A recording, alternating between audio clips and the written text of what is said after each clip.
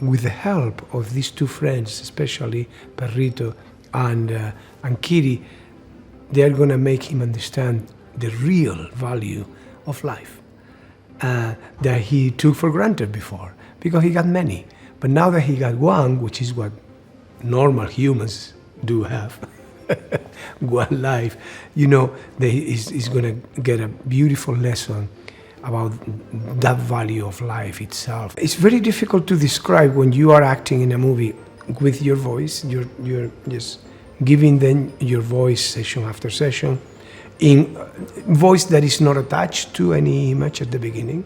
You're totally free to just establish a rhythm in which you're saying your lines. You can go in volumes, you can just touch a number of things, and you just get an agreement with the director and different creators when you are doing it.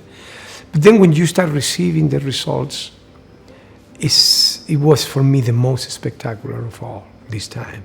I was in awe of the subtleness, the little expressions that they were able to capture. There are details of real acting in these characters captured by these cartoonists. The doctor announced to him, you just died. He says, yeah, don't worry, man. I just did many times in my life. I said, really, how many? So he's just counting.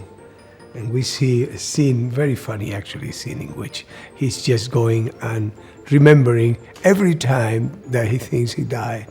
And at the end, he thinks that it's like 4 or 5, maybe 6 of those. So he got 3 more lives to go. And the doctor said, no, that is 8. Just the story that you told me, if you count them properly, it's going to give you a number that is very close to the real end. Little by little, he started listening.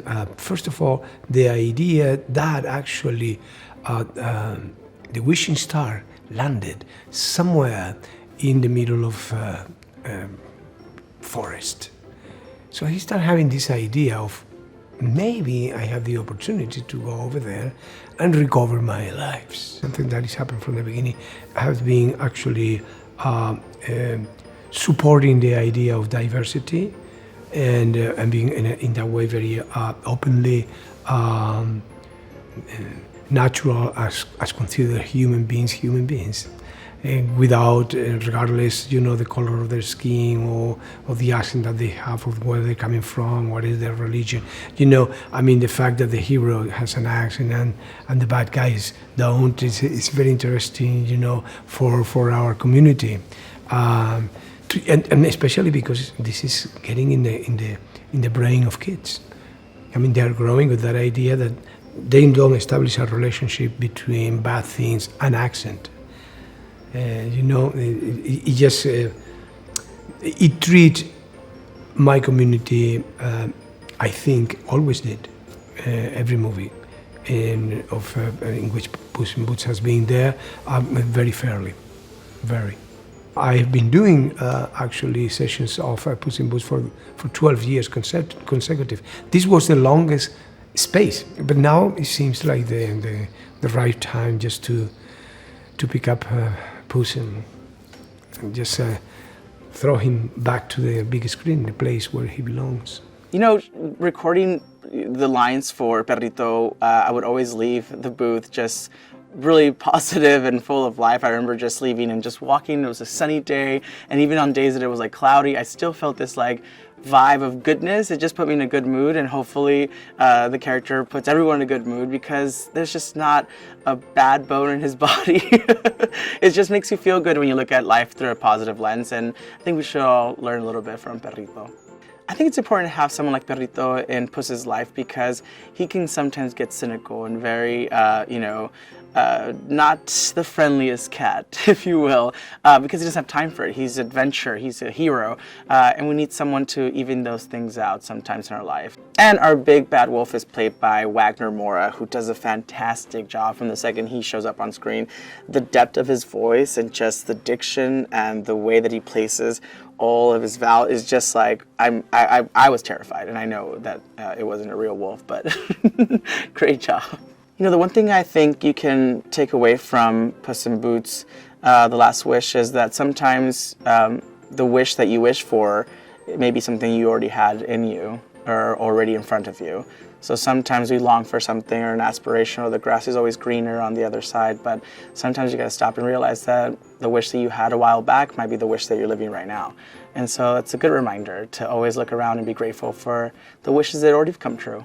The first time I saw the character design for Perrito, I think I got teary-eyed just because it's always been a dream of mine to be an animated character, and especially with such, nostalgic story like Puss in Boots and the Shrek franchise and all of that. That was my childhood. So getting this role was literally a dream come true. She's very bossy, very demanding, and very stubborn. I wouldn't say I'm quite as mean as her, but I would say that, it's been a great experience being in the booth, and you are allowed to help out and create other versions to the scenes and add in lines and test things. And I think having grown up in a very opinionated and loud family, it became very easy for me to be like, ooh, what if she would say this? Or what if in the family dynamic they'd be arguing about this? And so you can kind of just pluck pieces from your own life and put them into this amazing, crazy family dynamic. And it worked. It was lovely. It was a great experience. You have this lovable family that are very threatening to the outside world, and they are very bullish, and they are neatly tied together by this other person who's joined their family. And we all know the story of how, she came into their house and wrecked it. So the fact that they took her in all these years later, and the dynamic of it is working, and the fact that she is the ringleader, makes it a very, I think, a very sweet and sincere family to watch. It's something unexpected. Oh, because he's unbelievably charming. His voice manages to just completely create that entire character from the moment he came on screen in Shrek. I think Puss in Boots is, he's kind of the other side of Zorro that we never got to see, which, by the way, I also grew up on Zorro. Me and my brother were major fans of Zorro. So I feel like for those who understand Antonio's history, and then also the history of Shrek and Puss in Boots, it's a really wonderful storyline to have watched grow over the years. When I read the few lines that it said about her, and I saw the sketches of what they were thinking she would look like, she looked like this incredible kind of like pixie pirate, with these big boots on, these massive boots. And I remember I was with my mum at the time, and I went, oh my God, Mum, look. And I showed her and I said, it looks like me. And everything that she was wearing and everything that she was about, and she was this feisty, grumpy little sassy thing with a bow staff, was just incredibly entertaining. And I couldn't quite believe that role had come my way. She's a very exciting character to be voicing. Yeah. Jack Horner, I'm telling you as the actor, will never be happy. He has an insatiable desire for more magic, thinking if he gets all the magic, he'll be happy. But he won't be. He definitely won't be. So his desire for magic is really just that he's a completist. He needs to have all of it. Jack Horner, formerly as a boy, Little Jack Horner, is the eponymous star of the nursery rhyme Little Jack Horner Sat in a Corner, a nursery rhyme that no one knows, and those who know it don't like it. It's not a good nursery rhyme. Little Jack Horner sat in a corner eating a Christmas pie. He stuck in his thumb and pulled out a plum and said, what a good boy am I. It makes no sense. I mean, it doesn't, is he being arrogant? I don't get the point of it. I don't get any part of it. I don't like it either. It's a weird, also there's a full plum in the pie, not chopped up or anything. No one likes the nursery rhyme. Now, that's not just me talking. Little Jack Horner, now Big Jack Horner, is unpopular as a person in our magical world. He runs a pie business, no surprise there. But he's also a collector of magical items, and he's kind of a psychopath. My favorite moments are the scenes between Big Jack Horner and the ethical bug. He's a great foil. They're great foils for each other. And I like that the ethical bug is always ready to be surprised by the decency in Jack Horner, and that Jack Horner constantly disappoints him because he simply has no decency. In establishing the tone in this movie, it was really important to make sure we had a broad range of emotion. On one side, you have this gritty spaghetti western tone, this inspiration from grim fairy tales that can be kind of dark and scary. And we needed a ray of hope, a bright sunshine character that would really lighten up the movie and ultimately carry with him this joy that is almost infectious to Puss in Boots, to Kitty Softpaws, to anybody who comes in contact with him. That is Perrito.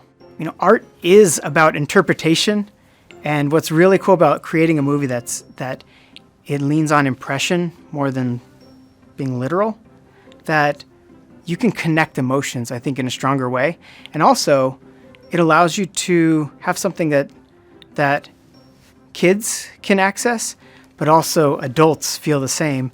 And, you know, something that we've always pushed for is that, you know, these movies aren't just for kids. Animation isn't just a genre. You know, it's a tool to tell stories. And we really wanted to make sure this story took you on a sophisticated journey and really helped you experience things unlike you're used to seeing in an animated movie. The world has only seen the fearless hero, the guy who, you know, always has an answer for everything, a quip for everything, who will sing a song. And what happens to this guy who is hit by the fact that he is down to his last life and he feels fear for the first time? And he goes on this journey of vulnerability and, in a way, discovers more about himself, and the audience alongside gets to see that and experience that. And that was something surprising from the very beginning, that we knew we'd get the comedy, we knew we'd get the return of Puss in Boots, but the depth that Antonio's brought has really been just incredibly impactful in the story. Just something that right from the very beginning excited me about this project was the opportunity to tell a story that's both absurd and deep at the same time. Puss in Boots is on the last of his 9 lives. And I mean, when you think of like a cat has 9 lives, I don't know where that started, this idea of it, but it's ridiculous. And it fits perfectly into the Shrek fairy tale world. At the same time, when Puss discovers he just has 1 life left and feels the weight of that, there's something very relatable for all of us as human beings who've only been gifted with 1 life ourselves. And that's what excited me about the promise of this project, was it can be ridiculous and funny and fantastical and then really grounded, and have what I hope is a powerful message, which is a kind of celebration of our life, a joy of what we've been given.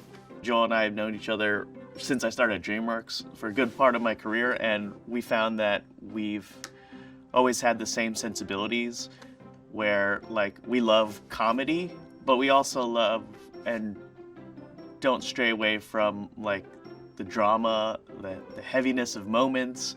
You know, we love the authenticity of characters reacting to each other, and we find a lot of comedy in that. So our specific like storytelling and the cinematography that we always enjoy, that we love, like we're always like in sync with that stuff, and that makes the job, you know, so much easier, especially when you have like such like a daunting task ahead of you. it helps to be surrounded by talented people you love and trust. And Joel is the embodiment of that, or the epitome of that. Since we've last left Puss, he was just making a name for himself, just starting to become the legend. And where we pick up at the beginning of this film, he's very, very much into this legendary lifestyle. So at the beginning of the film, we see Puss living the life of a legendary rock star. But very shortly afterwards, he loses a life in one of his adventures, and only to realize that it's the last of his 9, or he's now on the last of his 9 lives. So that kicks off the adventure of him trying to find this legendary wishing star so he could get his lives back. With Goldie and the Three Bears, our take on them is more of kind of like a smash and grab Cockney outfit. And so with our story, again, our fairy tale, we treat it as a fairy tale spaghetti western. So our reimagining of Goldie and the Bears, they're like outlaws and bounty hunters in their own right. So it was cool to kind of reimagine them again as like almost like these like Sergio Leone rough and tumble type like cowboys or antagonists for Puss in Boots. Oh man, he's like kind of a direct line into the original tone of the Shrek universe. Like this character is constantly like a living reference for all those like fairy tale gags, because he played magnificently by John Mulaney.